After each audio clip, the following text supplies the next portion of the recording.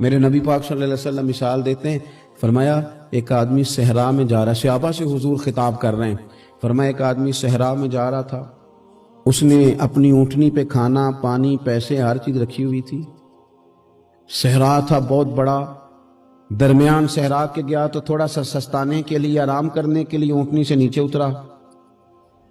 اب اس نے اونٹنی کی لگام اونٹنی کی نکیل اپنے سرہانے کے نیچے رکھی، ہاتھ کے ساتھ پکڑی اور سو گیا۔ تھوڑی ہی دیر کے بعد جب اس کی آنکھ کھلی تو دیکھا اونٹنی غائب ہے۔ صحرا میں وہ پیدل نہ آگے جا سکتا ہے، نہ پیچھے جا سکتا ہے، نہ دائیں نہ بائیں، کھانے کو روٹی نہیں، پینے کو پانی کا قطرہ نہیں، تھوڑا ادھر بھاگا ادھر بھاگا، تھک گیا۔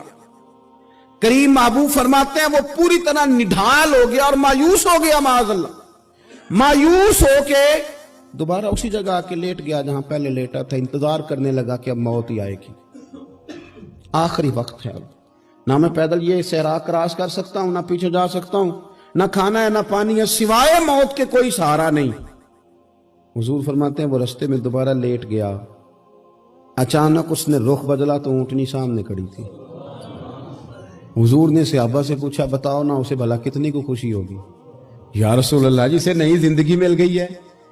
آپ دیکھیں نا سارے ڈاکٹروں نے کہہ دیا کہ اس کے تو گردے معدہ جگر ہر چیز ختم ہے، گھر لے جاؤ خدمت کرو، ہر طرف پریشانی ہے۔ وہ بندہ بھی سمجھ گیا ہے کہ آخری وقت آ گیا، کل جاؤں پرسوں جاؤں، تیاری ہو گئی، سب لوگ آ گئے، باہر والے بھی آ گئے، یہ ماحول ایک عجیب رنگ اختیار کر گیا۔ اچانک ایک ڈاکٹر نے آ کے کہا نہیں غلطی لگ گئی تھی۔ مجھے بتائیے انداز کیا ہوتا ہے؟ بغیر دوائی کے بندہ اٹھ کے کھڑا نہیں ہو جاتا، او میں تو بچ گیا ہوں۔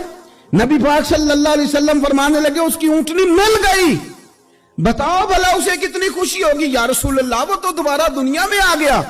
حضور فرمانے لگے اسے کچھ بھی خوشی نہیں ہوئی۔ جب کوئی رب کا گناہگار بندہ آ کے توبہ کرتا ہے، رب کو اس سے کئی گنا زیادہ خوشی ہوتی ہے۔ میرا بندہ آ گیا ہے، میرا بندہ آ گیا ہے، میرے گھر آ گیا۔ اس نے آنسو بہائے ہیں، اس نے کہا اللہ میں تیرا ہی ہوں، تیرا ہی رزق کھاتا ہوں، تیری ہی زمین پہ رہتا ہوں، تیرے نام سے میری سانسیں چلتی ہیں۔ وہ آ گیا، فرمایا اس اونٹنی والے سے زیادہ رب کو خوشی ہوتی ہے جب گناہگار آ کے توبہ کرتا۔ گناہگاروں کے آنسو اس کی بارگاہ میں بڑے مقبول ہیں۔